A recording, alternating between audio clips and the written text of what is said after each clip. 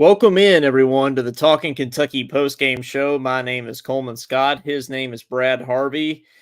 And we're here to talk about what was a very disappointing performance tonight, to say the least, as Kentucky loses to Missouri 38-21, I believe the final score was. I didn't even watch the last minute or two of the game, so I don't know if that was actually the final score, but I think it was. Okay, Brad shaking his head, 38-21. Yeah. Felt like it could have been even worse. But yeah, absolutely disappointing performance from the Cats on all fronts. And there's plenty to talk about. But this is what I'll start with. One of my keys to the game tonight, to beating Missouri, was not beating ourselves with stupid penalties. And Kentucky had 14 penalties for 122 yards. And that is just beyond unacceptable. Unacceptable is that's not even a good word for it. I mean, it's not even a strong enough word, Brad. A very undisciplined team. And it's one of the most undisciplined Mark Stoops teams that I can ever remember. I mean, when you think of Mark Stoops, I'm going to say this. They kind of started this path last year, but it seems like this season is even worse. It is. And I agree with you that they started this path last season. Last season, we saw all these unnecessary penalties, just these boneheaded beat yourself mistakes.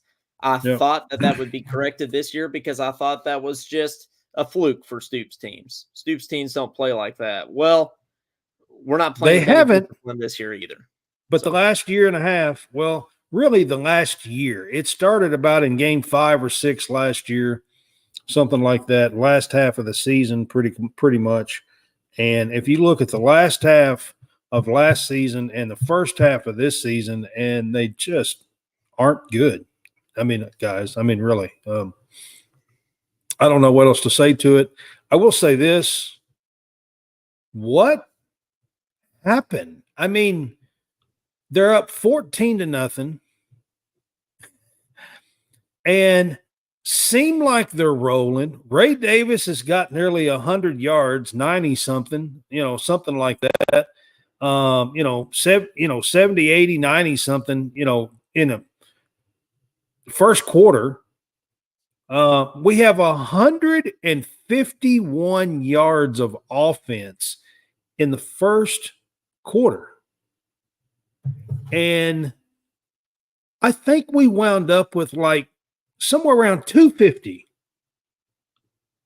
So we had basically 100 yards of offense the last 3 quarters. Yep. I don't understand. I mean, how do you go from such a good-looking start to just a beatdown? We got beat 38-7, after the first quarter. Yep. And let's go back to what you said about the fast start. Okay. Stoops said in his press conference on Monday, I guarantee this team will be ready to play against Missouri. And to his credit, they were. They came out, they started fast. They looked like it at first. They looked like we were just going to run them out of there. I thought, we're winning this game. We're going to be 6-1. I didn't have any doubt.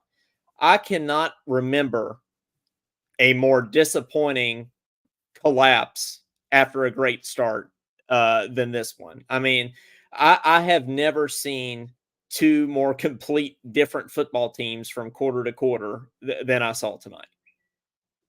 Absolutely crazy. And I'm going to give you guys some stats, okay? And if you would have told me before this game that these were going to be the stats, I would have said that there's no way that Kentucky doesn't win this game. And I'll give you some stats real quick. So Brady Cook only had 167 passing yards. All right. The 5th leading passing yards quarterback in the country had 167.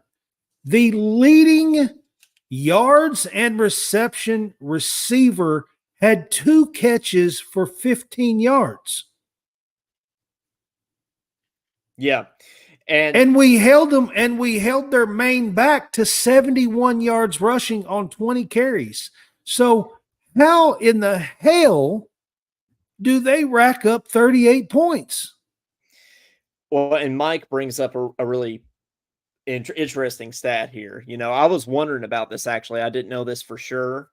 But Mike Dowd says we had more penalty yards than Leary had passing yards. I was wondering, Brad, I was like, there's probably an amount of yardage in our box score that the penalties were more than that amount of yardage. And that's exactly right. We had 122 penalty yards, and Leary had 120 passing yards. Yep. But Jonathan, what I'm saying is defensively, if you look at the stats that we had, I don't think it's that bad a night. We had 7 tackles for loss. We held Brady Cook to 167 yards. We held Luther Burden to 2 catches for 15 yards. And their running back only had like 3.4 yards a carry, 20 carries, 71 yards. Jonathan says Leary is a major disappointment. And I think he is at this point.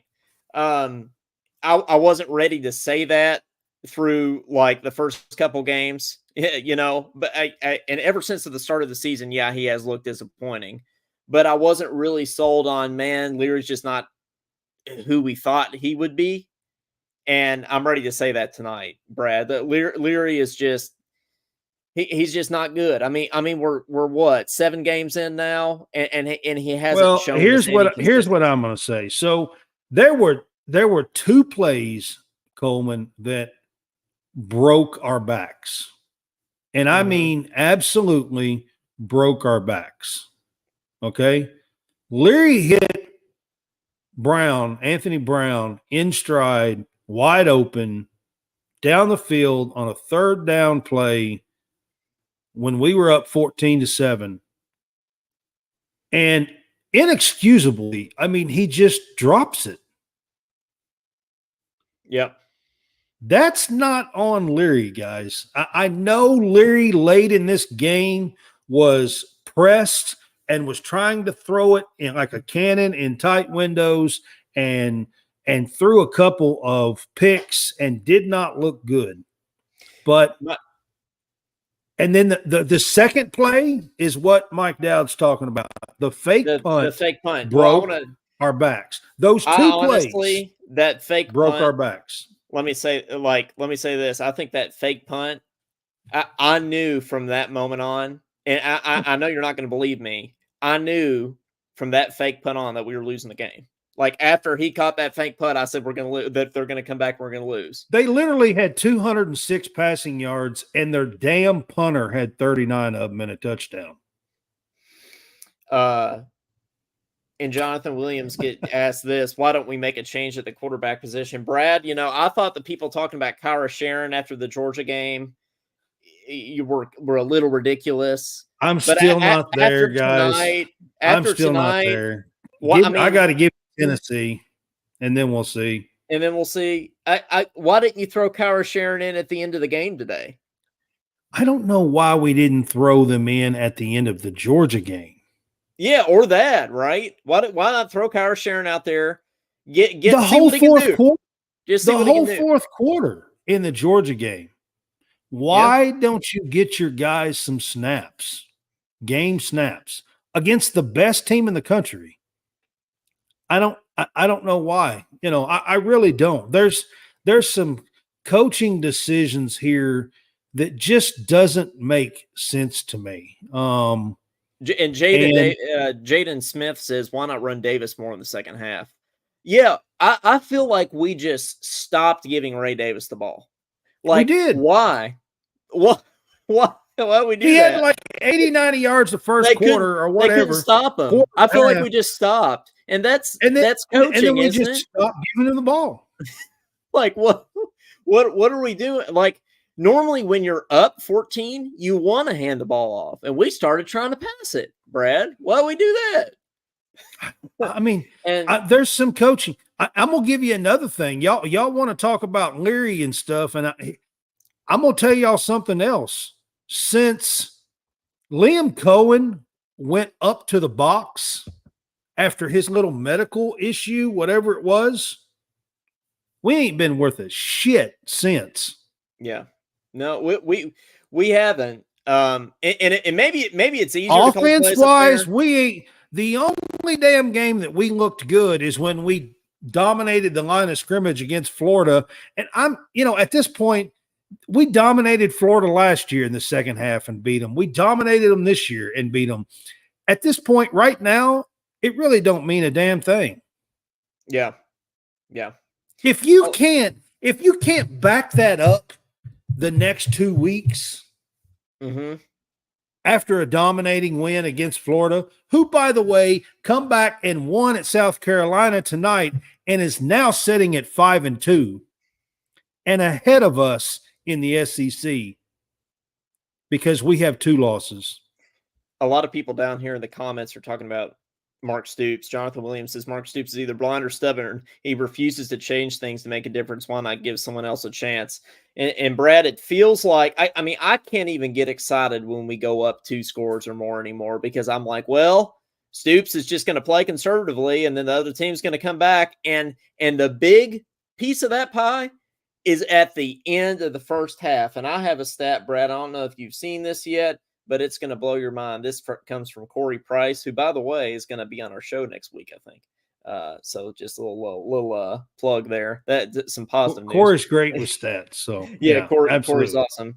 But Corey said Kentucky has allowed 34 points in the final 3 minutes of the second quarter, their last 4 games.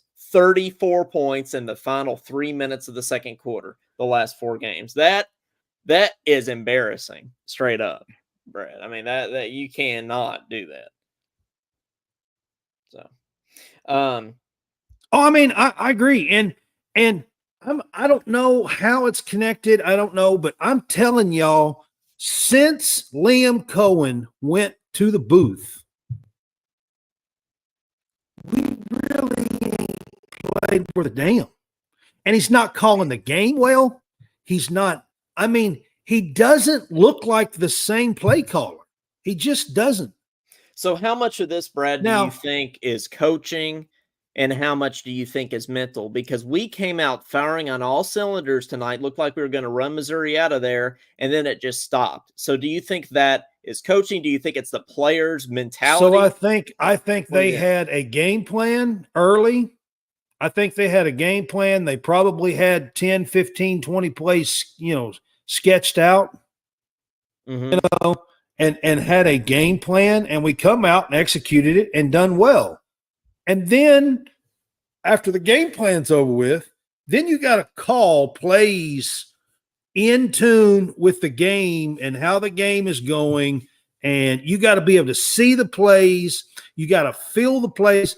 Like from the booth, the coaches who do that like it because they have the eye in the sky and they can see it, okay? But there are some offensive coordinators who are better off with the feel of the game on the sidelines. And that's the reason why you see offensive coordinators on the sidelines compared to some of them in the booth. So on the sidelines, you get a feel of the game. From the box, you get a sky view of the game and you can view it better. And I just right now, I really don't think that Cohen, just like what we were talking about just a few minutes ago, when Ray Davis is running like crazy on him, and then all of a sudden we just stopped giving him the damn ball. Yeah.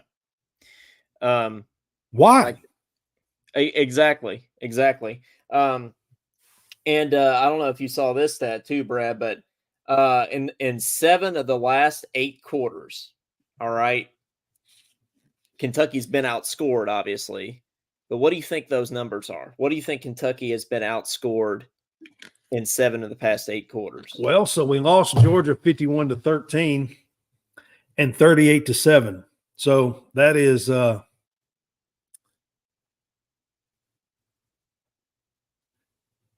89-20.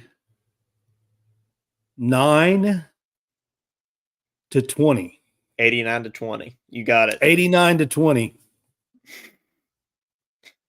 That ain't good, Brad. That ain't good. 89-20, 7 of the last 8 quarters. How does this Brad White defense give up 89 points in 7 of the last 8 quarters? When you look at tonight's stats, there's no way that you can look at our stats and say we gave up 38 points. Yeah, it's beyond frustrating. Frustrating is, again, like I said at the beginning of the show, an understatement. So we're going into the bye week now. This is what we didn't want to happen, right? We didn't want to go into the bye week coming off the bye week playing Tennessee, and we have for years. Well, yeah. Number one, we suck coming off the bye week. Number two, we suck playing Tennessee. So now you combine them. It's Tennessee off the bye week, and we're coming off these 2 losses. Whew, it's tough. And then, Brad, you go after Tennessee, you go to Mississippi State. Then you come home, you play Alabama. Then you go to South Carolina, and then you'd go to Louisville. There's an argument that this was the easiest game left on the schedule. Now, South Carolina, Louisville, I can see an argument where those could be the easiest. I don't think this is the easiest game left on the schedule. But, Missouri's got a good team. Missouri's way better than South Carolina or Mississippi State. Yeah. And I'm not so sure that Missouri's not better than Louisville. Yeah. Louisville got beat 24-0 in the second half tonight and lost at a 1-4 Pitt team. Okay. They were 1-4. Yeah, okay? they did lose to Pitt and tonight, lost by three scores or something, three or 4 scores. Yep, they did. They lost bad. So by Pitt. I'm not sold that this Louisville team is the end all beat all. You know what I mean? Like right now. Mm-hmm. And I certainly don't think South Carolina is better than this Missouri team. And I really don't think Mississippi State's better than this Missouri team. But having said that, those 3 games are on the road. Mike Dowd says both of those games are away. We never play good at Mississippi State. Yeah, see, that's the thing. I agree with that. Having said that, all 3 of those games are on the road. Yeah, and especially Starkville. We just do not play well in Starkville. We never have. Yeah, I think this Mississippi State team is not good. But are we good? But are we good? That's the thing. No, we got to ask ourselves. I mean, this is one of those. It's like the Florida game. As much as I like stomping Florida, and I do, I'm a Kentucky fan. I really like stomping Florida, but as much as I like it, it's like fool's gold every year. Yep, it is. That's a perfect way to explain it. I've heard it's Kentucky like fans, fool's gold. I've heard Kentucky fans for many years explain it as fool's gold. So, it's like we get excited, like, oh my gosh, we dominated Florida, and we did. Yeah. It looked great. 329 yards rushing. Ray Davis has 280 yards. And we dominated Florida. And then we look like we can't even play. 89-20 in 7 of the last 8 quarters. Yeah, exactly. And Jaden says, and Brad, you talked about this a little bit after the Georgia game last week. Jaden says defense can't sit back in soft zone or they will get burned. Brad, that happened again tonight. I said it last week, Jaden Smith. I really did. I promise. Yep. And what's going on? Matter of fact, I wrote a Stadium Rant article this week, 3 keys to Missouri. One of my keys was defense can't sit back and play soft zone for the first 10 yards, basically, of a route. And that's how a couple of these drives, that's the reason why he only had 167 yards. It's 5, 6, 7-yard dink passes that we just back off of, and they're easy pitch and catch. I mean, when you're throwing 6-yard passing routes and you just leaving them wide the hell open, what do you think's going to happen? Right. Tim Beeson has a question here. More or less, now you can win one of the last 5 games just to make a bowl game. Last 2 games makes you wonder if they can. Yeah, so, I mean, we win one more game. Obviously, we're bowl eligible. But, Brad, after tonight, what do you think our final record is? I'm over that mentality, Tim, just to be honest with you. I'm going to be honest with you. Here's my thing, guys. So I really like the job that Stoops has done to build us to where we are. However, having said that, it seems like we're awfully stagnant since we got here. Yeah.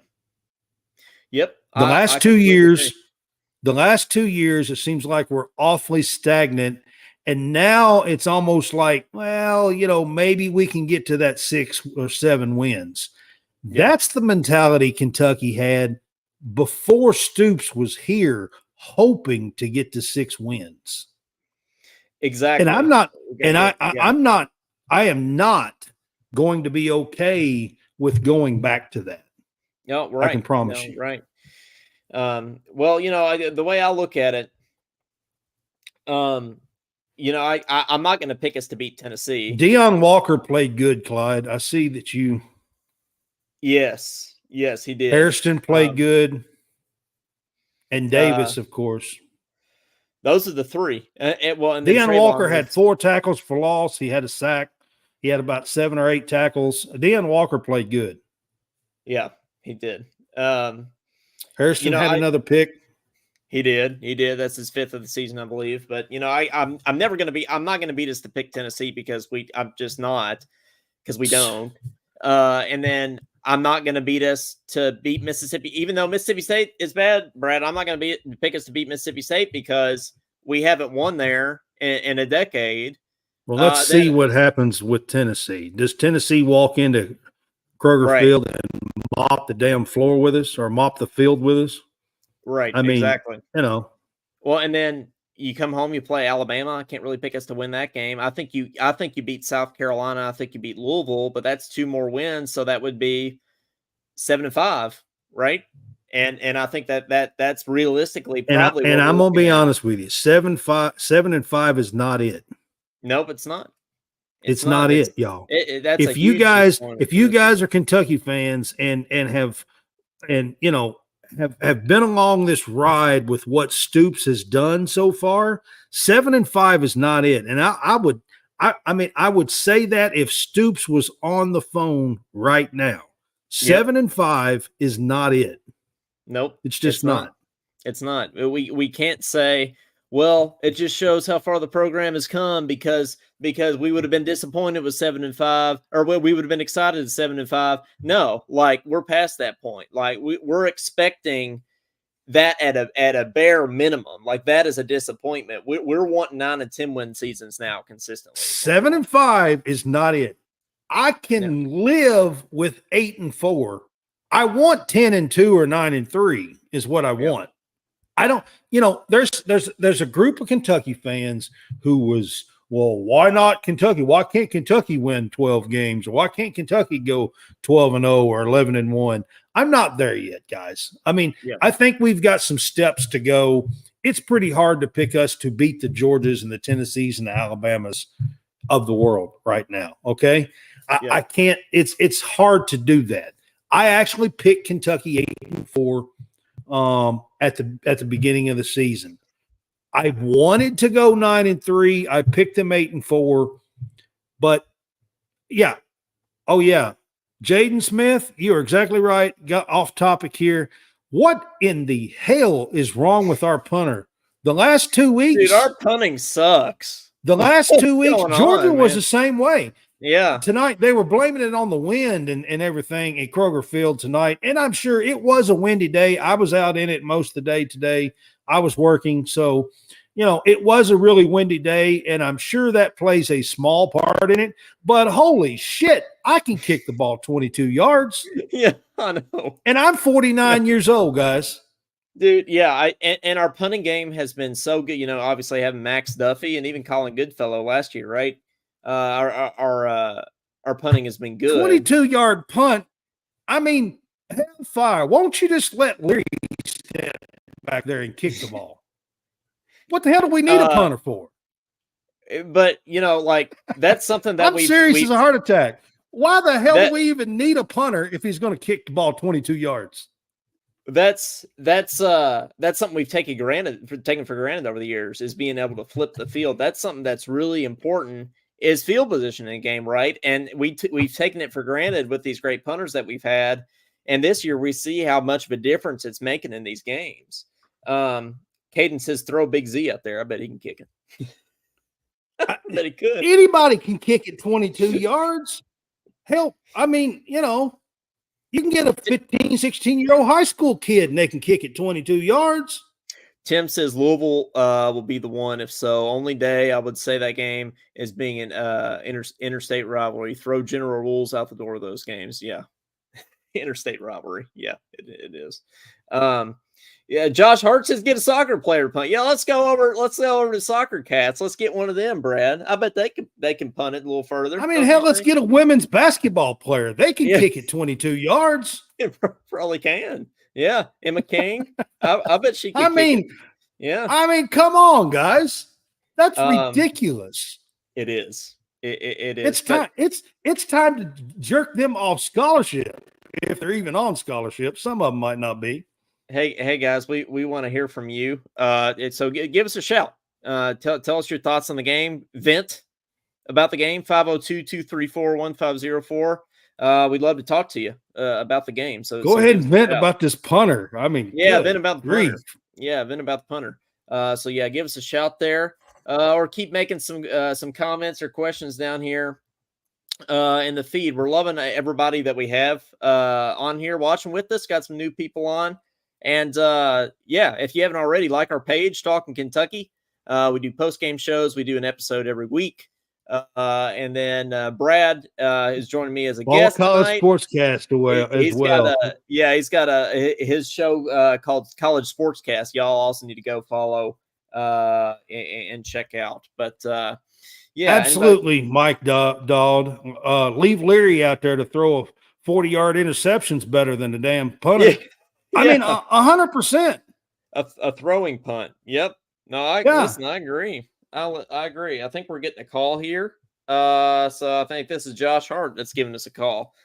Josh, how's it going, man? You know that old Hank Williams song, There's a Tear in My Beer? I don't know that song, but I'm going to look that up tonight. And I'm crying for you, dear. Lord, good night. What in the holy sleep happened to us tonight? You can't sum it up better than that, Josh. My beer. Man, I tell you what. I was up 14-0. We was up 14-0. I was dancing a jig. I was like, here we go. We're going to smash these clowns. We're going to finally. And then I was like, what in the, what? We stopped running Ray Davis and started throwing Devin Trash Leary out there to let him throw. And another thing besides Leary, you know who else is trash? Barry and Brown's trash. Dan Key's trash. They're all trash. They can't catch it. Sit them down and put in some freshmen. Dan Key has the most drops in college football. And hey, guys, if you're trying to call, I think we have more people calling in tonight. If you're trying to call right now, I can only take one call at a time because this ain't KSR. I only have an iPad over here, so just keep trying, and we'll get you on if you're trying to call. So yeah. All right, some real quick stats because I know we got a lot of people going trying to call in. I don't see how the hell we lost. How did we lose? 19 first downs after that start. That's what I said. After that start, 19 first downs for Missouri, 24 for us, or 21 for us. I'm sorry. Penalties. Oh my God, I don't even get going on about that. Like you said at the beginning, ridiculous. Leary had 2 interceptions. We had a fumble that wasn't a fumble. We had a pass interference call that was a pass interference. That was the biggest bunch of horse crap ever. It's just that was a bad call. That was a bad call, Brad. You see that pass interference he's talking about? I thought that was back. And now the refs isn't the reason we lost, but that was a bad call. It was. So, and why is Stoops always standing on that side? That dude has no fire right now. Every time they pan the camera to him, you're like, he's got his arms crossed, or he's just standing there. He's got no fire. And I'm like, what the heck are you doing? Get in the ref's face. Get in their ears. Say, hey, Missouri held and held and held, and the refs would not throw the flag. Yep. I watched this game, unfortunately, on the phone because I can't pay $10 extra a month for SEC Network. But they held and they held and they held, and nothing was called. Yep. No, I agree with you. There were a couple. There was one big hold on Deion Walker. There's one big hold on Deion Walker that I think the coaches saw, and they went absolutely ballistic because it was pretty obvious and it wasn't called. So, yeah. You know, I looked up the quarterbacks we have for Kentucky right now. We have Leary. We have Deuce Hogan, Shane Ham, Kyra Sharon, and Destin Wade. My thing is, Stoop needs to prep somebody else during this 5 week, be it Kyra, be it Destin Wade, or Deuce Hogan, or whoever, and have somebody ready for the Tennessee game. I'm not saying, really, I think Larry should ride the pine now. I was all for Larry. That dude's trash. That dude is, I don't know what the hell we were thinking, but they have to, Holman, get somebody, Brad, somebody else ready for the Tennessee game. Because if say Larry comes out in the first half and he's just straight trash, they need to have somebody to go in the game and pull Larry out of that game. Yeah. Yeah. No, I completely agree with who it is. I don't care if it's Brad Harvey. Throw somebody in there that can throw the daggone ball. And like Brad said, get somebody that can punt the ball. Yep. What is that? Yeah, no, absolutely. The punting is crazy. So I know, man. But a damn cheerleader can punt better than that. Watch your show. I'm not gonna, watch the post games. I'm gonna still support you. I'm still gonna, try to up it up to the $25 a month or whatever it is. I want to support Brad and his show. I'm done with Wildcat Sports Talks, but that's another issue. But they're disrespectful. But anyway, I love you guys, man. I know you got a lot of callers, so I'm gonna let you go. It's just like I always say, go Cats, but man. Go Cats, but man. Thanks for calling in, Josh. But man, yeah, no kidding, Josh. Appreciate it. Give us a shout, 502-234-1504. As I said before, it ain't KSR. We're not that high end, bro. We got these fancy overlays now, but we're not high end enough to be able to put people on hold and stuff like that. So go ahead and give us a shout if you tried calling in 859 somebody.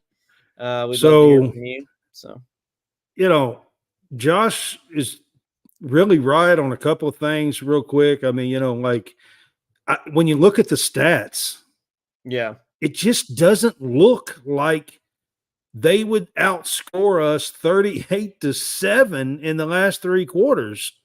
Yeah. I don't get it. Yeah. One of them's a 39-yard pass by the punter. Speaking of punters, their damn punter can have a 39-yard TD pass, and we can't even kick the ball more than 25 yards. Yeah.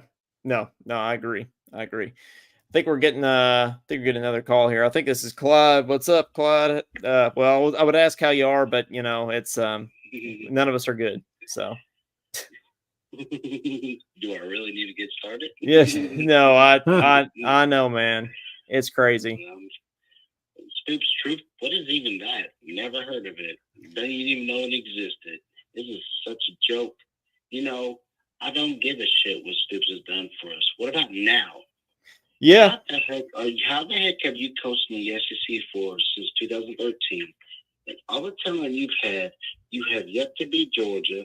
You have yet to beat Tennessee consistently, and you have yet to go to the SEC championship when I've seen all these other coaches that are not as good as Stoops make the SEC championship. How does it make any sense? How in the hell did Brian Kelly, in his first year at LSU, make the SEC championship? How is that even possible?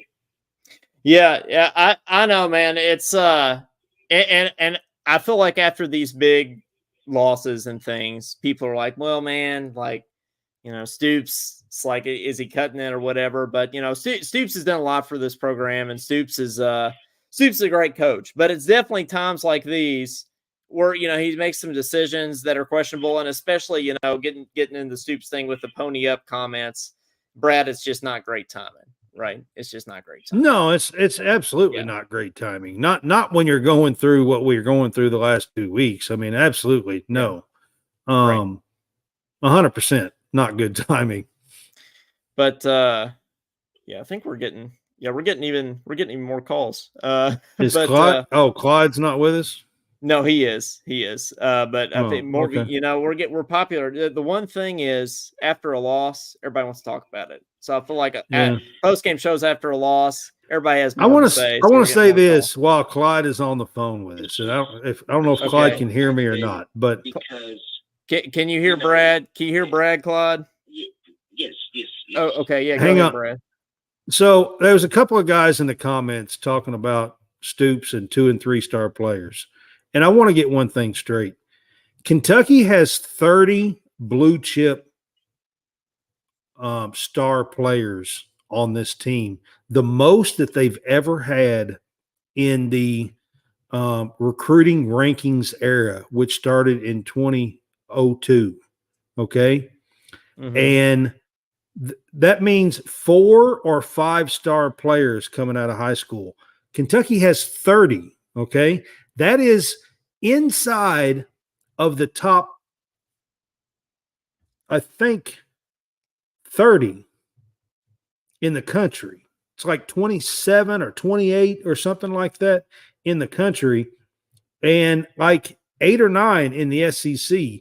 Kentucky has more talent on this team than they've ever had. Yep. And that is why I am so upset about what's happening. Yep. Absolutely. Well, Clyde, how you feeling about the rest of the season, man? What do you think we finish? Man, we won't win a single game, and honestly, I'm done with Stoops. Tonight was just it, bro. I can't really handle this anymore. It's just I'm tired of. It's lackadaisical every single year. And it is. It just sucks to not be respected, not be elite, and not be top tier. It's pathetic, and we thought Stoops was going to change all of this, but he has led us nowhere. Yeah, no, I agree, man. Well, I think Stoops has led us to new heights for sure, but there certainly are times that are frustrating. It's stagnant. It's stagnant. That's the word. It's stagnant. But man, Clyde, thanks. Coaching options than Stoops. I'm just saying, but yeah. Clyde, anyways, I know more people are calling in, so I won't keep you all. Yeah. Thanks for calling in, venting your frustrations, man. Thanks for calling in as always. Absolutely. All right, thanks, Clyde. All right. Hey, you're on with Talking Kentucky. Who's this? Yes, this is Tanner. Tanner, how's it going, Tanner? Hey, Tanner. Pretty good. How about yourself? Oh, we've been better, but it's all right. Well, I was the one saying the 2 and 3 stars, but I was talking about the offensive line. Yeah. Besides Dagger, however they say it. Dagger, yeah. Who has been in the top 300 that we've had in the past 4 years besides him? Well, been better than a 3-star offensive lineman. Well, I think the guys that we have gotten, like Keontae Goodwin, have just been flops, right? I mean, Keontae's not even playing college football anymore, and I know he's got some personal stuff going on, I think, in his life. But and then Matt Elam was a high-rated offensive lineman that was a complete flop at Kentucky. He played nose guard. Yeah. Oh, that's right. Yeah, he played nose guard. But but still, like these linemen in the trenches, like have not lived up to expectations when they have been 4 and 5 stars. And you're Well, the absolutely one right. I'm trying to think of his name. A couple of years ago, he was the left tackle. Got drafted by the Kansas City Chiefs. Uh-huh. The NC State kid. Yeah, who's the NC State kid, Brad? On the offensive the line running right back? now. No, Demi? I said Leary. Leary. about- Okay. And now we got the dude from Northern Illinois on offensive line. That's the tackle. Thank The you. Northern Illinois. Darian okay, Kennard. That's He was right, a 4-star guy. But yeah, you were talking about Leary. Sorry, I didn't hear you there. Yeah, Leary, 2021, he was great. And I heard on the game tonight that he loves the up-tempo offense, and that ain't what we run. Yeah, and that's the other thing that's sort of like mind-boggling, right? Statistically, we are the slowest moving offense in the country. And I thought getting Cohen back would remedy that a little bit. Yeah, and we're still slow as shit. I know. Well, Tanner, I don't know if you agree, but I think when Leary has looked at his best, it's been when we have been moving a little bit faster, like against Vandy. It is. I agree. Yeah. I don't know why we're slowing it down. Yeah, it doesn't make any sense. Big runs, run everybody up to the line. Let's get a quick one off. Yeah, no, I absolutely, man. They think they got to have 5 subs every play. And these Stoops is going to have to go into the portal for some receivers. I love the receivers we got. This is the last thing I'll say. Then I'll let someone else call y'all. But he's got to have some veterans at receiver. He can't just have Tavion and everybody else be young. I understand Brown and Key played last year, but. Well, and the thing is, they all have experience. They're just not catching the ball. It's like it's the most inexplicable thing, that I've ever seen. But what do you think we finished, Tanner? What do you think what do you think our final record will be after these past couple weeks of disappointing performances? I mean, I'm gonna say 6-6. Well, after tonight, I'm gonna say ceiling 9-3. Floor 6-6, and the wins, we finally win one at Mississippi State because I just think they're garbage. Okay, yeah, I mean I agree. It's just hard to when we haven't won in Starkville in 10 years. It's hard to pick a win down there. But I like that 9-3 ceiling, 6-6 floor. So that makes us win one more. So Louisville looked like garbage night too, and I mean we've owned them for the past 4 years or whatever it's been. Yeah. So, well, man, thanks for calling in. We appreciate you. We got first time caller here, and hope to hear from you again, man. Yeah, thanks, Tanner. All right, thanks, Tanner. Yeah, man, it's just disappointing. It's just disappointing with the drops, and I think who was it that had a couple drops tonight? Who's the number 5 kid? It's not Sumo. His name is Anthony Stevens Brown. He's a freshman. Brown Stevens. That's who it is. Brown Stevens. He's a freshman. Yep. And I mean, the one that I was talking about down the sideline that hit him in stride and was open. I mean, you can't drop those. Like, you can't call yourself a receiver. Just like I was talking about the punter a little bit ago.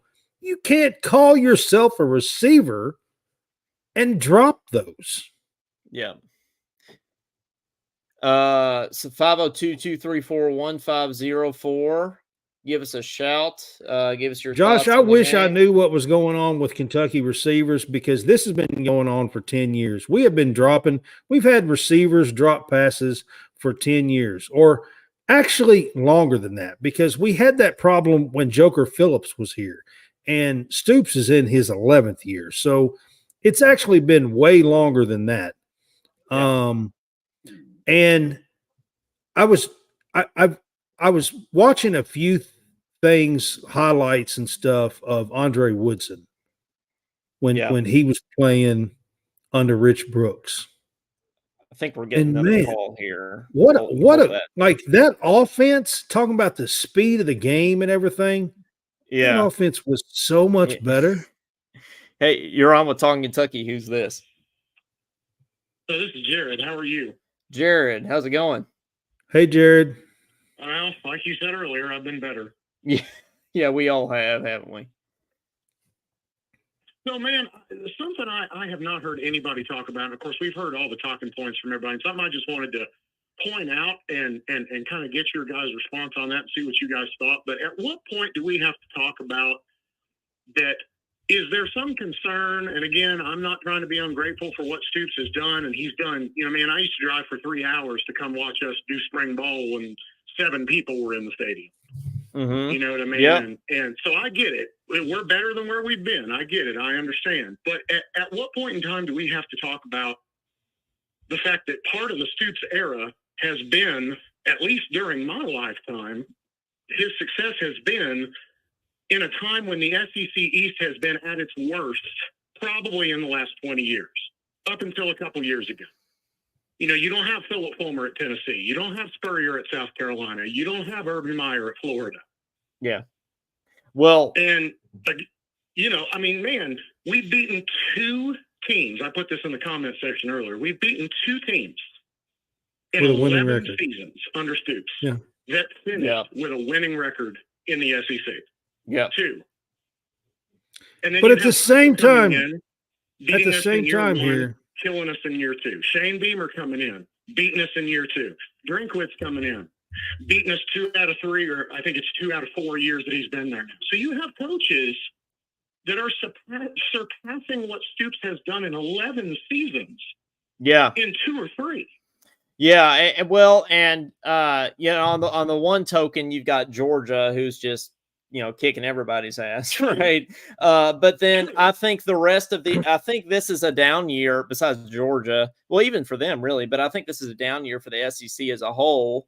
And Alabama's down. You have them coming to town this year. You have an opportunity to beat them. I think that even Georgia, if we had been more ready to play, we could have made that a heck of a closer game.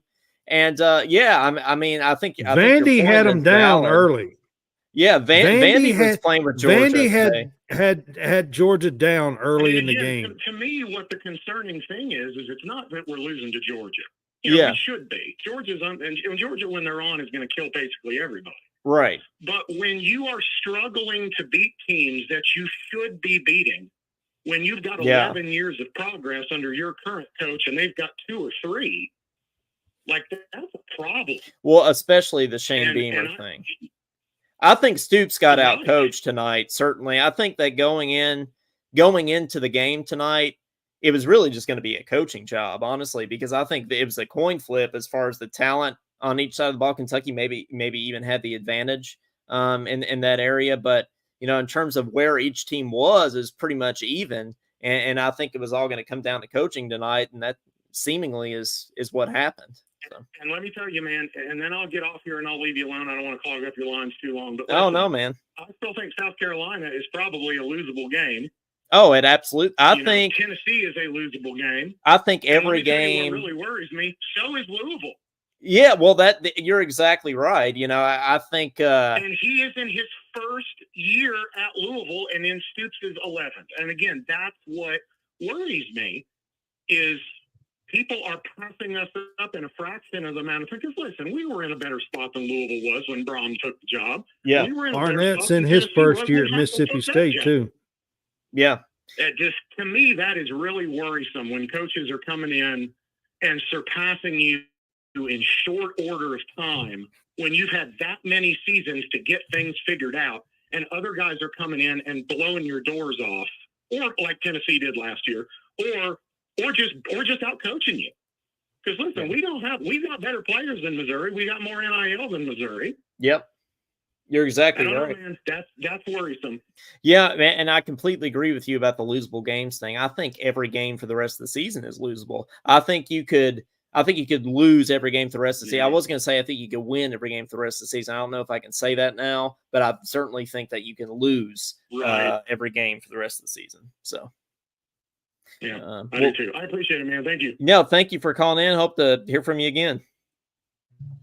Yeah, thank you. I will, hopefully. Absolutely. All right. Thanks. All right, man. Yeah, stay with us. We do this every week. Yeah, we do it every Post-game week. So shows. yeah. Yep. Yeah.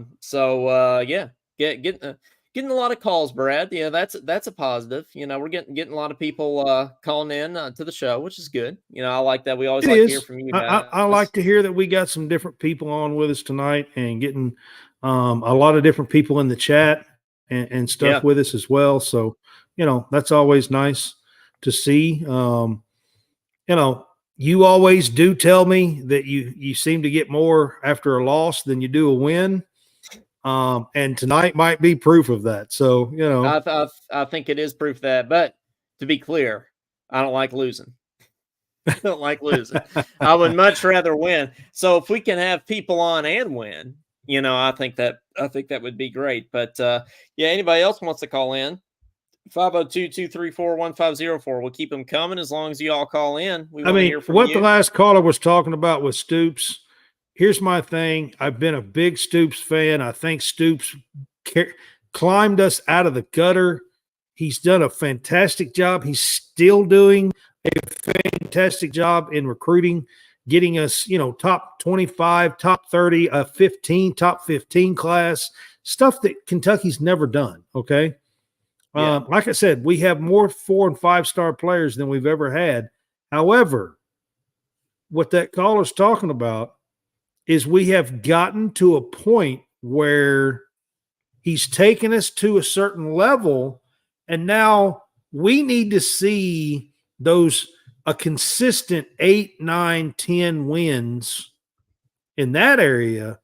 And then if we can get to that, then we can dream and hope and attempt and try for, 11-1, maybe make the playoffs, but we got to climb another rung of the ladder before we can get to that.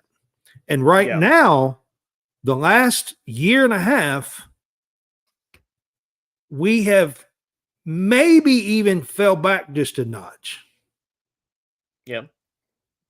Possibly. And Stoops has got to realize that and somehow get us going back in the right direction. 7-5 is not it, guys. I'm telling you, it's not it. And going forward, when this 12-team playoff starts, it's entirely possible that Kentucky can make that 12-team playoff. 100%. And in 2018, we were the 11th ranked team. Yep. When Josh Allen was here and Benny Snell was here, and that 2018 team that went 10-3, the last poll, guys, we were ranked 11th. Do you know what that means? That means we could make the 12-team playoff. Yep. We made playoff. Yeah. And that was with 3 losses. Mm-hmm. So you can't. That was 9-3 in the regular season. We went on and won the Citrus Bowl, but the final that come out before that. We were 11th at 9-3. So imagine if we could get to 10-2. We damn sure can make the playoffs. We don't have to beat Georgia. Yeah. I know that Kentucky fans last week were pissed off about Georgia, but we don't have to beat Georgia. What we have to do is do what this last caller was talking about and beat the Missouris and the South Carolinas. Since we're beating Florida, we got to beat the Mississippi States, and we got to beat the Missouris, and we got to beat the South Carolinas. And, we sure as hell got to beat the Vandies. Yep. And the last couple of years, we've went down a notch. I'm not saying we fell off, but we're not here. We're like here. Yeah. Yep. So you're exactly right. We got to beat these teams that we quote unquote should be beat on a consistent basis. And you're right. We don't have to beat Georgia. I mean, it's Georgia. I mean, they've lost. They haven't lost a game in 2.5 years, folks. Like we don't have to beat Georgia. So today was 36 out of 37. if you won tonight, it was going to be big, forgiveness. It was going to be a big swing game. It was going to be like we were going to forget about the pony up comments. We were going to forget about the Georgia loss, and we were going to move on into the bye week and get Tennessee on the other end. So now let's get in it as we sort of round out the show here. And again, we'd love to hear from you. Give us a call, 502-234-1504. We'd love to hear your thoughts. Let's look at the rest of the season. It's like, Brad, do you have any faith right now? Just think rationally, try to think realistically. Thinking of the team Tennessee is this year and knowing how we come out of a bye week, do you have any faith that we can come out and turn things around and beat Tennessee out of the bye week? Honestly, the answer to that is really no. But at the same time, I want to say let's wait and see what we look like in the first half. But I mean, tonight, the first quarter, we're up 14-0. Look like we're gonna, maybe not run away with this game, but look like we're gonna control this game and have a decent night, and then we just get run, So even if we start the game fast against Tennessee, who knows what's going to happen, Yeah. Well, it wouldn't be surprising, if Kentucky loses to Missouri and beats Alabama or something. That would be a very Kentucky football thing to do. Shane, I agree with Mike Dowd. I thought that's what the Cohen hire was supposed to be. Yeah, right. Talking about Shane said, I'm wondering if we are one high-profile assistant coach away from being elite. You're exactly right, Brad and Mike. I do think that's what Cohen is supposed to be. And I don't think Cohen has called bad games. I actually think against Georgia, Cohen had a great game plan, and I thought in the first quarter he had a great game plan tonight. It was the first 2 or 3 drives. Again, the same thing tonight. Yep. But after that, I don't think that he has the same feel for the game in the booth that he had on the sideline. And I'll say it again. I think he needs to be on the sideline. I think it makes a difference. I don't know why, but I think it makes a difference. And I think that would be I think that's he's doing really well. Handcrafting, scheming, sketching out the first part of the games, but then we lose it. We're not the same team after that. Yeah. You take the first 3 drives, we look pretty good, sketching out plays, having 15, 20, 25 plays, and then it's a feel for the game. You got to examine how the game's going. It's a feel for the game, and I just don't think he is getting that same feel in the booth that he gets on the sideline. Yeah. No, I would agree with that. I mean, I'm not surprised about that. But well, guys, if you haven't already, go ahead and like our page. We're on all these things that you see down here at the bottom: Facebook, Instagram, YouTube, Spotify, Apple Podcast. I'm the host of Talking Kentucky. I host it with my friend Caden Holmes. We do a post-game show, and we do a lot of other content. We do an episode every Thursday night at 8 o'clock Eastern time, right here live on our Facebook page and live on YouTube and Twitter as well. Brad here is the host of College Sportscast. Yep. And we do shows on Tuesday and Thursdays at 8 p.m. Central. And then on Sunday, we do a weekend wrap-up show. It's at 3 o'clock Central Time. So we do 3 shows a week. Tuesday's show is kind of a hot topic and debate show. Thursday's show is a game day pick'em where we pick 12 games against the spread. And then Sunday's show is a weekend wrap-up show. So we talk about all the games. We'll talk about how USC got curb stomped tonight and, yeah, that's not a bad thing. Not quite curb stomped. I'm just saying they got their hind ends beat tonight. Yeah. There's a few surprising scores. Arizona beat the snot out of Washington State at Washington State 44-6 today. Yeah. What's up with that score? And I don't know if you guys caught the Colorado score last night. Yeah. in the halftime score versus the final score. Yeah. What in the hell? Like I bet on that. I picked on that game. Okay. And they were my lock because Stanford sucks. Mm-hmm. Yeah, they do. And somehow they scored more points in that one game than they've scored all damn season. Yeah. Yeah. Well, all we can do now. Just a hint. If you guys want to talk to me about Deion Sanders, now's not a good time. Yeah. No, it's not a good time. That's not a good time. I'm just saying. It's not a good time. Well, all we can do now is hope that we rest up and get healthy over the bye week, and then go into Tennessee. And I said it last week, Coleman. Where is Kenneth Horsey? He was here tonight. He played tonight, didn't he? Did he play tonight? I'm pretty sure he started tonight. I could be mistaken about that. Let us know in the comments if anybody knows. I'm pretty sure Kenneth Horsey played tonight. Don't know that for sure, but I think he did. I don't know if that would show up on the box score at all, but let us know if anybody knows that. It wouldn't show up on the box score. And I was working. I missed. Mike said he played. Okay, he did. Yeah. All right. Well, I missed. I was working, didn't get in to around halftime, so I just missed it. Yeah, he did play. But man, Jeremy Flax had a whiff tonight. Two or three of them late in the game, and I mean, Jesus.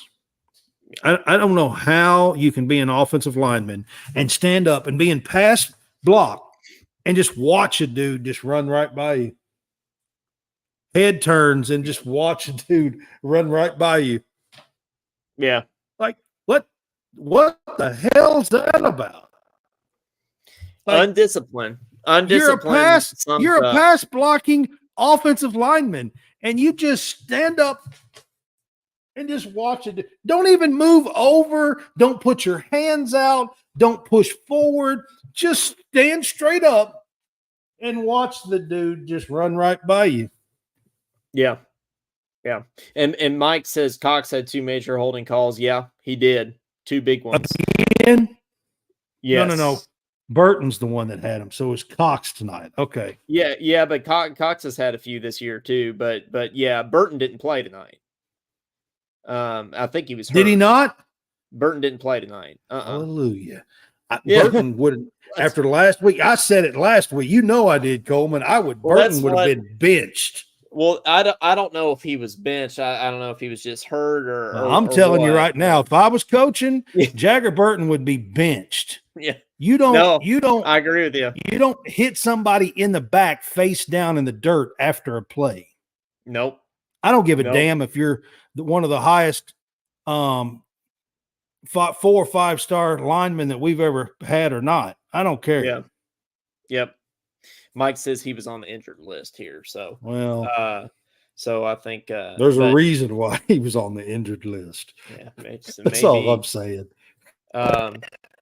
Shane says, I still think Ford should be starting over Flax, USC transfer, and he played great when Flax was hurt. At this point, Shane, I agree with you. Like, why not try? I mean, you brought him in for a reason. No, that number 6 on Missouri, and I didn't catch his name. Like I said, I only watched the second half, but there was twice, and I'm not kidding you, twice Flax just stood up, once on the inside and once on the outside, and just watched him go right by.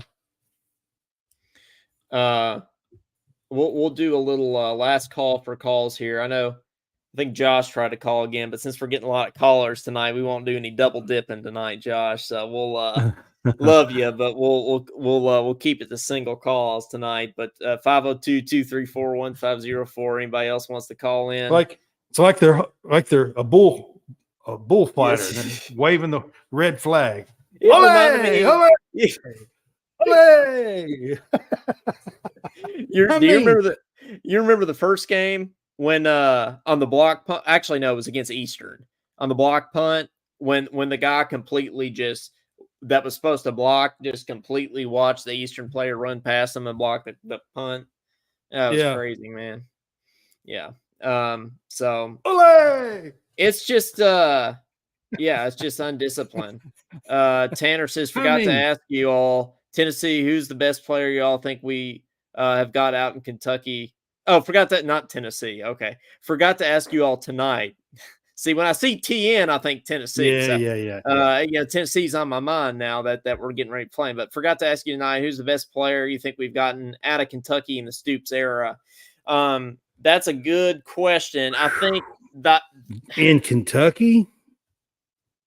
out of Kentucky. Brad, it might be somebody that's coming in next year, Cutter Bowley. Could be. What do you think? Could be. Where'd Josh Allen come from? He went from Kentucky, was he? No, I don't he think was from the Northeast. He was from the Northeast, like Connecticut or Mike somewhere says up in JJ there. Weaver. Is he from Kentucky? I didn't realize that. Yeah, he's from Louisville. He's from Louisville. Mm-hmm. Wandale Robinson. That's a good call. Yeah, Wandale Robinson, Jared Wells. That's a good call. He's How from about Frankfort, my hometown? Yeah. Shout out the Western linebacker that done the waters like he was Cash the wrestler Cash Daniels. Thank you. I can't remember anybody's name anymore. Cash Daniels was a pretty good linebacker, guys. I think if you look at who was the best player at Kentucky and then going on to the pros, like overall package and best coming out of high school, answer probably is Wandale, I would have to say. Shane says Cash Daniels my favorite. Yeah. How can you not love Cash? How can you not love Cash? Yeah. Tanner said I had high hopes for Jason Hatcher back in the day. I don't know that name. Jason Hatcher. I know. I remember he was a real high 4-star kid, done absolutely nothing at Kentucky. Nothing. Transferred after his sophomore year. Mike Dowdson, didn't do a Robinson damn thing. Robinson turned us down at first. And then he got in some trouble after he transferred, and I don't know that he ever played, to be honest. Yeah. Robinson went to Nebraska, then he transferred to Kentucky. So from my hometown there, Wandale Robinson. Shout out Wolverines, Western Hills Wolverines. Josh's favorite player was Tim Couch. Yeah, we could use some Tim Couch. I love me some Deuce. Yeah, we gotta love Tim Couch, but man. So I don't know if you guys know this or not, but my brother-in-law played with Tim Couch. I didn't know that, Brad. Nice, that's cool. Who's that? Yeah, I don't tell people a whole lot because he's not. Well, he's a great dude, and he's my brother-in-law. I love him. Married to my sister for close to 20 years. I don't know, long time now. Yeah. Jeff Zerker. He was actually the leading tackler of that 98 team. He was a safety, number 42. Well, we could use him too. I think these days. Jared says, is Antonio Hall still the highest rated recruit ever? I don't know the answer to that, but I don't think so. I think Keontae Goodwin was. He could have been. I think Keontae Goodwin was, to be honest with you. Hell, Barry Brown was pretty damn high. He was in the top 100. Is Cutter Bowley higher? No, not than Antonio Hall was. I want to say that Keontae Goodwin was higher. Scott Holmes says Barnhart, I assume he means there, needs to cut Stoops' pay in half. It's hard to believe they pay that guy almost as much as they do Cal. Actually, Scott, they pay Stoops more than they pay Cal. He's $9.013 million, and Cal is 8.5. Yep. Yeah. So Stoops gets paid more. I've never had much faith in Stoops' ability as a coach, and when things go south, he's always blaming somebody else. And Brad, I think the in-game management, especially clock management, and especially at the end of the Justin Rogers, Mike Dowd. Never been good. That's who you're talking about. Yeah, Justin Rogers there. He was Justin Rogers is another really highly one. that Yeah. we had. Yeah. Yeah. Tanner Hayden, last 8 quarters we've been outscored 89-20. Yeah, we mentioned that at the beginning of the show. Yeah, it's that's a crazy stat. I mean, that's insane. So yeah, Stoops gets paid more than Cal, Brad. I mean, that's insane, isn't it? Stoops gets paid. He's one of the top 10 highest paid coaches in the country. He's 8th in the country. Yep. And can't win home games against Missouri and Vandy. That's not good. I love him. I do. I promise. He's taken us to a place that I never thought I would see, Kentucky consistently near the top 25 or in the top 25 like we have been, the past 5 years. I mean, there's a lot of good things, but he's taken us to a point, and then we've just kind of fallen back just a little, and we can't get nowhere. We're just stuck here. Jared Wells says the Florida game a few years ago where we kept leaving the wide receiver open in front of the bench made me almost destroy my TV. So, Jared, I was at that game. If this is the game you're talking about, back in Kentucky, like when it was in Lexington, it was either 17 or 19. I think it was 2018, where we left the wide receiver uncovered, like when we had 10 guys out there instead of 11. Yeah, I was at that game, and I didn't have a TV to throw, but I think I literally cried at that game out of frustration. Like that was I think to this day the most heartbreaking or disappointing, frustrating, whatever you want to say, Kentucky game I've ever been to. Yeah, that was a tough one, Brad. You remember that one? Yeah, absolutely. Josh, you keep asking about the receivers. So what's up with? I mean, Barian Brown and Dane Key are 2 4-star kids. Barian Brown was a top 100 player, okay, and in his class, and they have the talent. Here's the deal. It's kind of like a snowball. It's snowballing. Like, they've had a bad game or two, and it's contagious. And they just, they can't get it's in their head, it's in their mind, and they can't get past. I mean, tonight when Leary threw that bad interception that he was trying to throw to Barian Brown, the dude runs out of bounds, and Barian Brown, 3 yards out of bounds, just hauls off and shoves him and pushes him. Yep. It's mental. It's mental. The reason why they're playing that way is it's mental. Yep. I really think it is. And doesn't that go back to coaching? It does. Yeah. And I'm not saying that's on Stoops. Scott Woodyard is the wide receiver coach, I'm pretty sure. Mm-hmm. No. Wait, he was a few years ago. I don't know who it is now. I don't know. Whoever it is, they need to teach him how to catch the ball. That would be. I'm trying to think.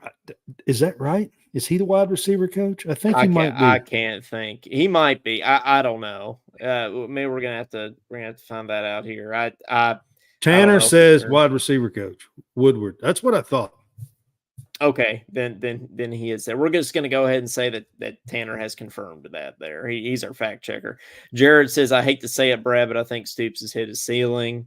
I absolutely hate to say it. I really, really love the job that Stoops has done. I really, really I don't think that anybody else could have came here and would have been given the time to figure out how to get us to a 7, 8, 9, couple of 10 win seasons. I don't know that anybody else could have done that. Yeah. But I just think that we got to a level and we've fallen back a little bit and we are stagnant. And now we're thinking, okay, can we get 7 wins? Yeah. That's not where we are, guys. That's not where we want to be. No. It's not. It's not. Tanner says, how long before Brad White leaves for a different OC job or DC job? I don't think Tanner. If it keeps going like it is, he may hightail pretty soon. So here's the thing. I don't think he'll leave for another DC job. I think he would leave for a head coaching job. But yeah, Brad, like with these couple performances, it might keep him around at Kentucky.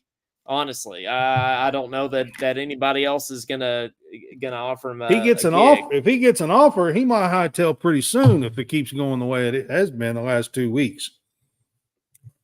Well, I mean, that's another thing. Like, what about? And I've wondered about this too with Mark Stoops' pony up comments and everything. At what point do the coaches like get frustrated and say, okay, well, the NIL funds aren't here for us to be able to do what we want and go to a school that does have a better NIL thing in place? I mean, do you think that's a possibility? Which I think is terrible, by the way. I think NIL is ruining college athletics. I hate it. But do you think we're going to start seeing that? You know, some of these coaches kind of moving around, just going to the good NIL schools, not necessarily the good traditional schools, kind of thing? Maybe. Yeah. So I saw somebody up there saying, if Stoops left, who would you go after, or who would be a good replacement, or whatever. And I'm going to throw a name out at y'all, and y'all are probably going to tell me I'm crazy. But I'm going to throw a name out. Okay. Dan Mullen. I mean, he's available. He was an offensive coordinator option for us a couple years ago. He's done an awfully good job in the SEC. Even at Florida. Yeah. I know his ending, but if you look at the 3 years and half a season that he was here, we won't go after Stoops. Barnhart is not Stoops. We don't go after Stoops. Yeah, I meant Deion. Dude. Barnhart is not going after Deion Sanders. I'm sorry, y'all. Yeah, I don't. That's not a match. Yeah, no, I don't think so. It would be kind of cool to get old Coach Prime here. Can you see Kentucky's president, Cap, whatever his name is, and Barnhart coexisting with prime time? Let's get some Deion going, man. I'm all about it. That would be hilarious. That would be hilarious to even think about, much less watch. Yeah, no, it would. Mullen is not insane. I mean, listen, he's available. He's a good SEC coach. Look what he did with, and I don't listen. A good trivia question that you guys have with your friends. Okay, what team was the very first college football playoff rankings #1 team? Mississippi State. Who was the coach? Dan Mullen. It was the Dak Prescott team, right? Yep. The very first in 2014, the very first poll that came out for the college football rankings, who was the #1 team in the country? It was Mississippi State Bulldogs with Dan Mullen as the coach and Dak Prescott as the quarterback. Josh Hart says, I want Brad Harvey's head coach at UK. I mean, you would sit Jagger Burton, so that's a start. Hell yeah, I would. I can promise you that. He definitely would be on the injured list. I can promise you that. Well, he is on the injured list, so that's a thing. But yeah, guys, I don't even know. I don't really have much else to say other than it's disappointing tonight, man. I don't even know what else you say. And are we good? Do we have the potential to be good, or are we bad? I don't. 2 weeks ago, Coleman, when we were talking after the Florida game, we looked dominant, and that's what's so frustrating is that we go from that to what we've looked like the last 2 weeks, and you're shaking your head. You're just like, what the hell's going on here? Like, how do we go from that to this? That's why I say it's fool's gold. Like, Yeah, can we not do that with other SEC teams? I don't like. How is it that we manhandle Florida, the Gators of all damn teams, in the swamp, at home? Hell, it don't matter. But we can't, run roughshod on anybody else in the SEC. Yeah. Now, how is that? I mean, Florida won today. They beat South Carolina. So it's not like Florida's bad. I don't think Florida's bad. Brad. But that's my point. How do we manhandle a decent Florida team and make them look like shit? And then and then look like trash ourselves against Georgia and 3/4 against Missouri. I mean, Tanner brings up a good point here. We have potential. We were without Wallace, our best defensive player tonight. So that's true. Trevon Wallace was out. And when Trevon Wallace is out, Brad, that's a big loss. I mean, that's like losing half your defense. I mean, it really is. I mean, that guy is all over the field. Yeah, so. we was without Wallace tonight on defense, which doesn't help. But when you look at the numbers tonight on defense, it really wasn't that bad. Somehow we figured out how to give up 300 yards and 38 damn points. Yeah, that's the thing that's puzzling to me is how this because the defense looked so dominant the first half of the year. I mean, it really did. So and Jared says Florida's a bad team. I don't know that they are. I mean, I'm not convinced that Florida's bad. I think they're at least decent. I think they're 5-2. They beat Tennessee. Yes. How do you say that? They come back and beat South Carolina. They've beat Tennessee. I mean, I'm not ready to say Florida is a bad team. They're not what they used to be. They're not on that level. It's I mean, Jared says here the difference is coaching. And I agree with you. He says Napier isn't a good coach. Drink is. Unfortunately, we lose when we play a good coach. And you might have a point, guys, Jared. I really don't like Eli Drinkwitz. I think he's a complete nerd, but he is a good coach, and Napier's not. I mean, Napier's going to be gone at Florida within the next, if not this year, the next year. I think. I don't think Napier lasts at Florida. But if he can build on 5-2 to start this season, he's not going anywhere. That Florida fans are irrational though. Florida fans, you got to remember, Florida fired what's his face, Jim McElwain, after they won the SEC East. Well, and Dan Mullen was fired, and they had won the SEC East and played in the SEC championship game. You're exactly right, man. That's so. I mean, they're going to get rid of Napier, right? There's no way Cajun Billy or whatever they call him is going to last. So or no, they call him what is it? Not Pac-12, whatever conference. It's Sunbelt Billy, something like that. Sunbelt Billy or something like that. Yeah, something like that. But Claude says Sunset Billy there. Yeah. Sunbelt Billy. Okay, before we get off here, I want everybody to put in the comments, what do you think our final record is going to be? Okay, as we start to wrap up here, everybody put in the comments, what do you think our final record is going to be? So I'm still going to say 8-4, guys. That's what I said at the beginning of the season.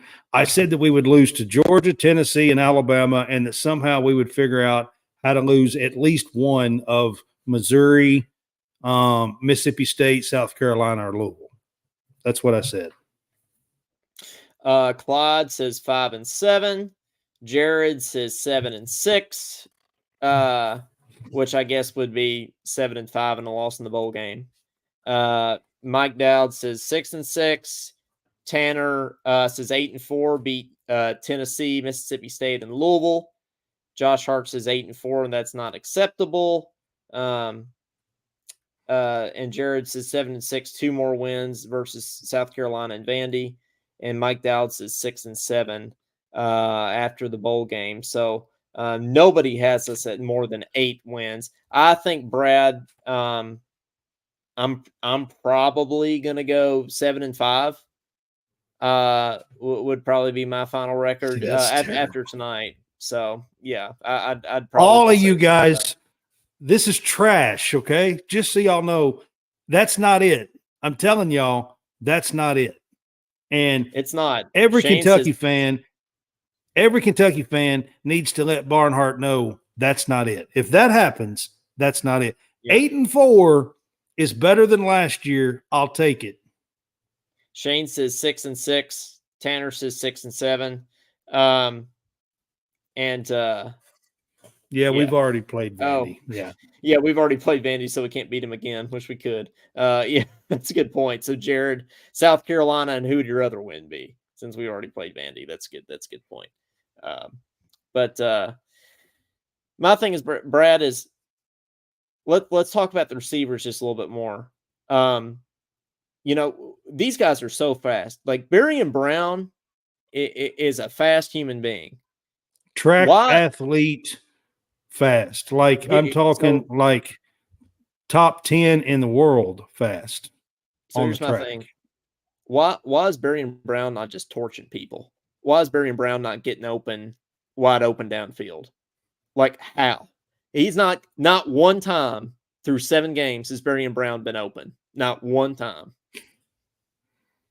And when he has been somewhat open, crossing routes. But if you're talking about a go route, I haven't seen him open. Like a go route. Yeah. Why is he just not torched people on a go route?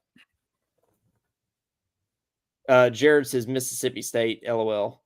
Yeah, they're one and the same this year. Vandy, Mississippi State. I mean, they're kind of the same level. So, yeah, Dorian Baker. I remember him. Yeah. Tanner says, Brad, what were you saying about Barnhart? Which comment? I can't. You talking about the Deion Sanders and Barnhart comment? That'd be hilarious. Oh yeah, that's what you're saying there. I don't know how Berrien just hadn't absolutely torched people. And the other thing, Brad, is Kentucky has not had a quarterback break 3,000 yards in a season. This is so sad, y'all. Well, in the Stoops era, Kentucky has not had a quarterback.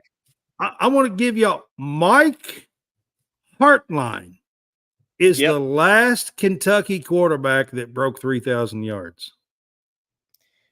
And we booed him, by the way, as a fan base, but pretty hardcore. But Brad, that shouldn't be something that's that hard to do. Like we should be able to get a quarterback that can throw 3,000 yards in a season. And that to me is the biggest reason that this program ball. Everybody says run the damn ball. Just run the damn ball. I'm going to get me a slogan started that says catch the damn ball. Yeah, catch the damn ball. Let's make some make catching great again. Yeah. Something like that. Catch the damn ball. Like seriously. Yeah. And it's got to be in that tone. Not like, Tanner says one more time, y'all. Catch the damn ball. I mean, come on. Tanner says Tolles didn't break 3K. I don't believe so. Nope. Unless I'm mistaken, I don't believe he did. No.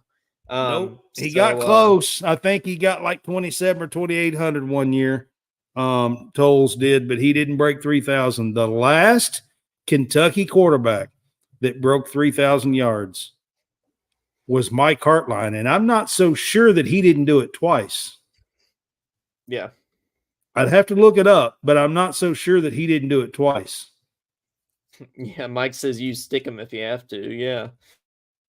Yeah, put some sticky stuffs on the gloves, you know. Let's get some things going there. I know that everybody's jumping on Leary, but seriously, man, catch the damn ball. It's not all his fault. It's not all Leary's fault.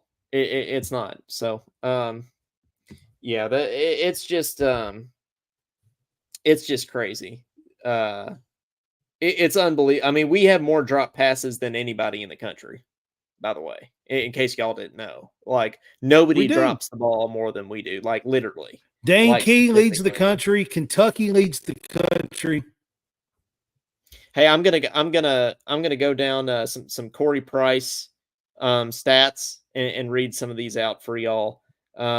Because Corey's the man. I don't know how he finds this stuff, but it's awesome. Corey says tonight is the first time since World War II that Kentucky lost a game by at least 17 points in which they once had a lead of at least 14 points. Since World War II. Coming into tonight, Kentucky was 13-2 overall and had won 12 straight with at least 10 penalties in the Mark Stoops era. Tonight was the first time that Kentucky had more penalty yards than passing yards since January 2nd, 2021 against North Carolina State. Kentucky is 5-7 after the bye week in the Mark Stoops era. Kentucky is now 4-10 in their game immediately following the Georgia game during their current losing streak to the Georgia Bulldogs. This is the first time that Kentucky has lost consecutive games by at least 17 points since November 21st and 28th, 2020 versus Alabama and Florida. This is the first time that Kentucky has allowed at least 38 points in consecutive games since November 18th and 25th of 2017, Georgia and Louisville. Kentucky's first two drives of the game tonight, 18 plays for 128 yards and 14 points.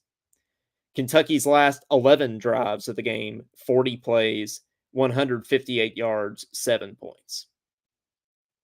That's of the last 11 plays of the game. Kentucky has allowed 34 points in their final 3 minutes of the second quarter in the last 4 games. In which I think we said that. And I'd love to know how many we've scored in the last 3 minutes of the second quarter. Yeah, probably 0. Yeah, probably. I bet it ain't much. Yep, might be a goose egg. Yep. So,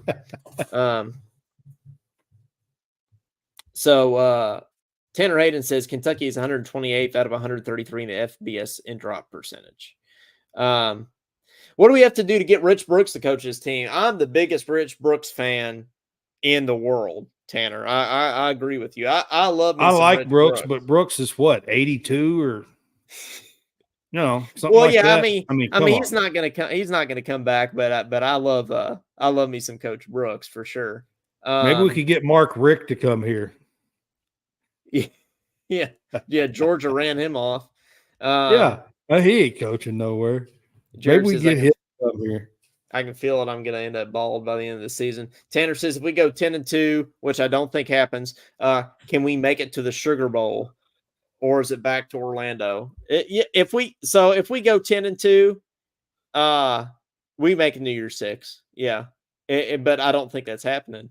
But if we were to win out, Brad, I think we go to New Year's 6 game, don't you? Well, yeah. I don't know though. If we can go 10-2, yeah. I think we could. I don't even know about the Sugar Bowl though, because the SEC is so good this year. Yeah, I don't know about the Sugar Bowl, but I think we might. I think we might make a New Year's 6 bowl. But I'm going to give y'all the percentage that happens.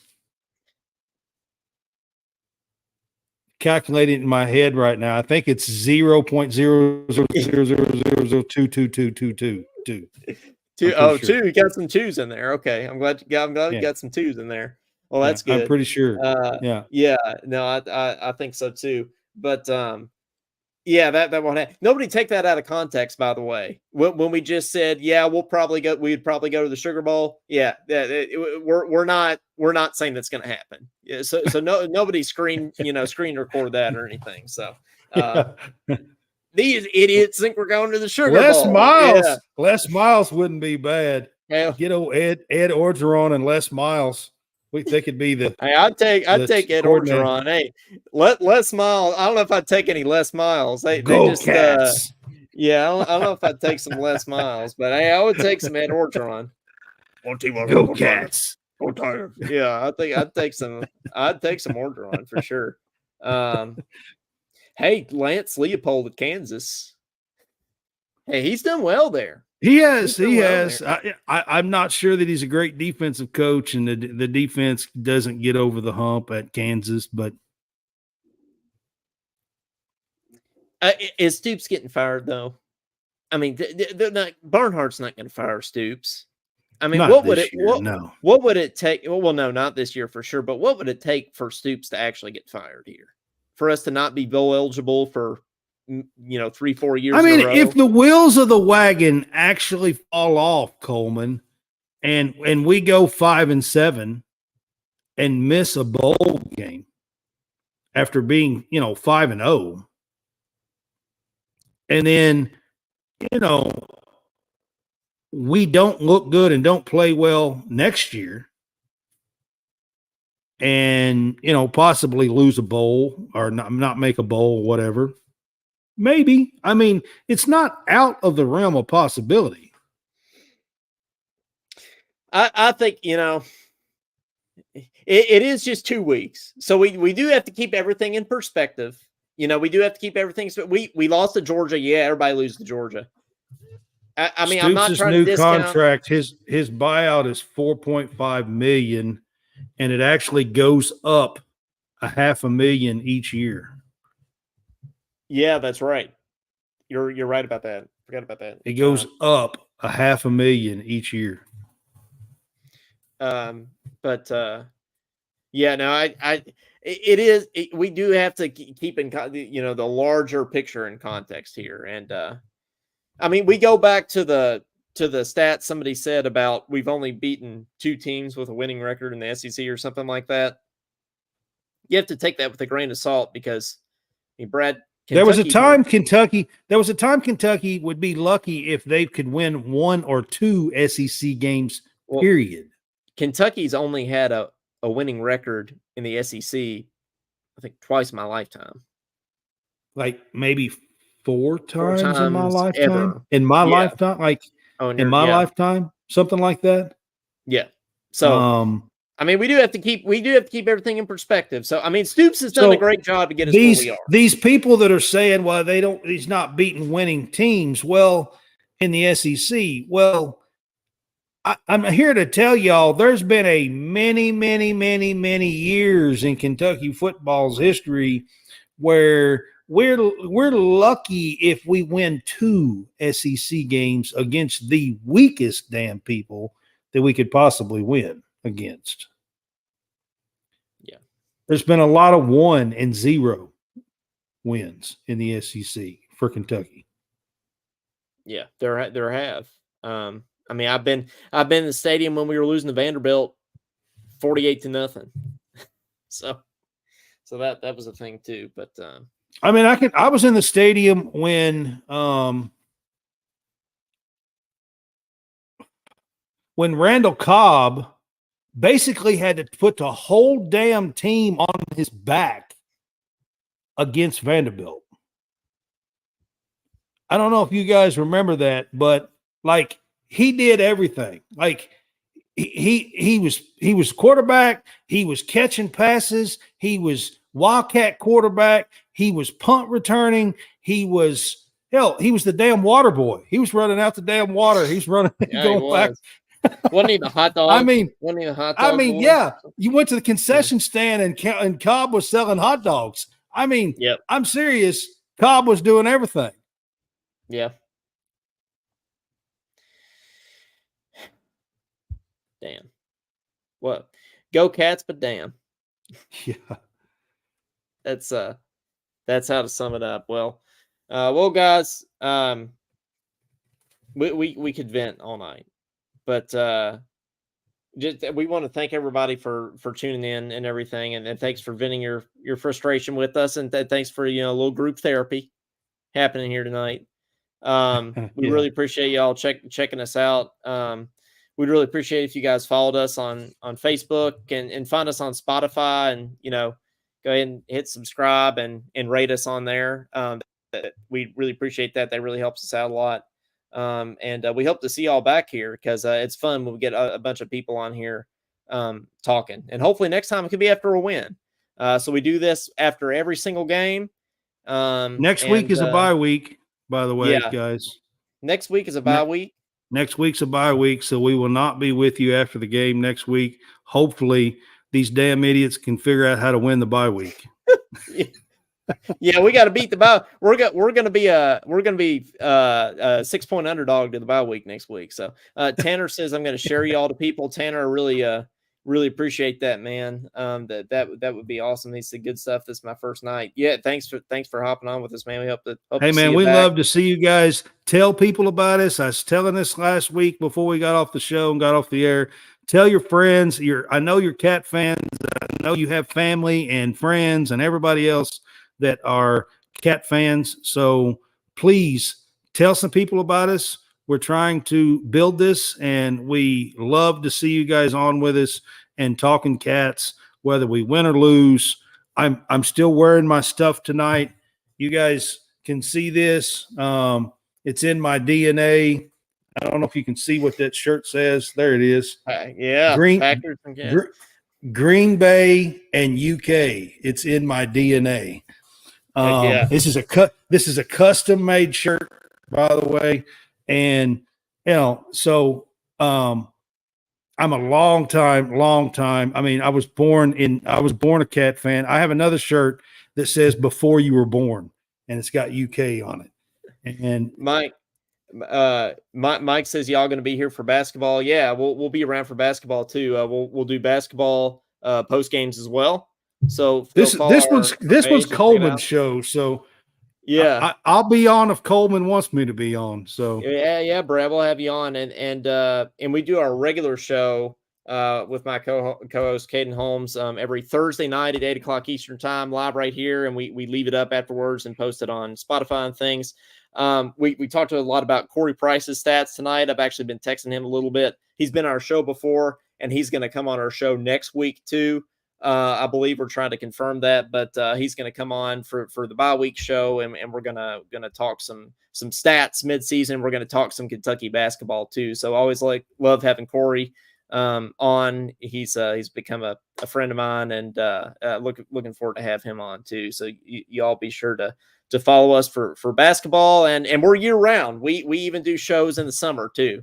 So just be sure to follow our page for all the keep up to date on when we're going live and doing shows and all that kind of stuff.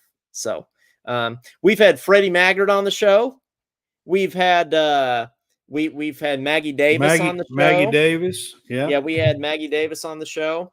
We're working on some other big ones, like I said. Yeah, it's been good stuff.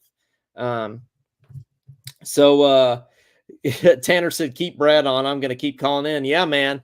Hey, every Thursday and then every post game. And you be sure to follow Brad's show too, College Sports. My show's College Sportscast. Look me up on YouTube. I'm on everywhere. I'm on Apple, Spotify. I'm on Facebook. You can look me up anywhere. Like, yeah, any podcast thing or anything. Like you can just punch in College Sportscast on Google and it shows up. So several of my stuff. Yeah, absolutely. Yeah, that's pretty much all you need to do. Just Google us. Yeah, just Google it. Talking Kentucky or College Sportscast or both. But yeah, guys, thanks. It's always great to have a lot of people on here. So y'all follow us. Y'all keep coming back. And hey, why don't we end with a little good omen here for the Tennessee game from Kaywood Led. God bless you, and good luck, and go kick Tennessee's ass. Well, let's do that. Let's do that. Exactly. Y'all have no idea. He was my child. Like, I know that most people probably really, really liked the players. Okay. Kaywood Lepford was my childhood hero. I used to sit. He was mine too. He was mine too. I used to sit and pretend that I was Kaywood, that I could be Kaywood Lepford. I'm serious. Well, I'm talking about when I was like 8 or 6, when I was like real little growing up. Okay. Yeah. That was his last speech in the Tennessee game to the Cats before he retired. Now he went on and done the basketball, but that was to the football team. Yeah. Just so you guys know, that was Kaywood's last call at home, for the Tennessee versus Kentucky game. Go out there, play that one more time. I want to hear it one more time. Okay, I'll let's roll one more time. God bless you, and good luck, and go kick Tennessee's ass. That's what we need to do. Kick Tennessee's ass. And Jared says, please do. I hate Tennessee and I live here. Nobody looks good in garbage truck man orange. Yeah, that's exactly right. And hey, our most viral video on my Talking Kentucky page is just a video of a dumpster fire with Rocky Top playing over top of it. I'll have to send it to you after this, Jared. Inside of the pumpkin orange. Inside of the pumpkin orange. That's right. And I don't like pumpkins. Yeah, that's right. So, but yeah, Kaywood was the goat, man. Kaywood was the goat, man. When I was, I would mute the TV and I would like commentate games with the TV muted. I would, when there was that old Kentucky basketball museum, which they got rid of, sadly, they had a little corner dedicated to Kaywood Ledford. You could go over and you Kaywood was the man, script. And I'm not even playing. I used to back in my day, all these games wasn't on TV, okay?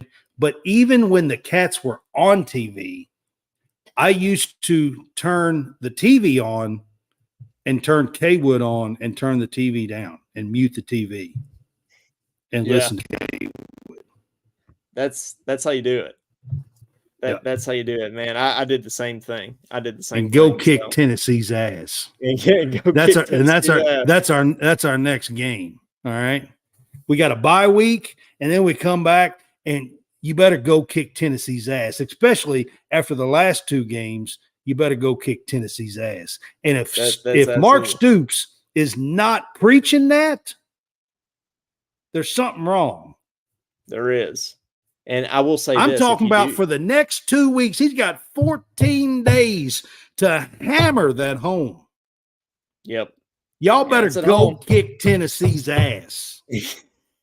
And it's at home too. It's at home too. So hopefully we get that crowd behind us too, right? But because Kaywood Ledford said so. Yeah, because Kaywood Ledford said so. Yeah, the Steve Austin, or whatever, so-called Steve Austin. Yeah. But if we do, let me say this, and then we'll get out of here.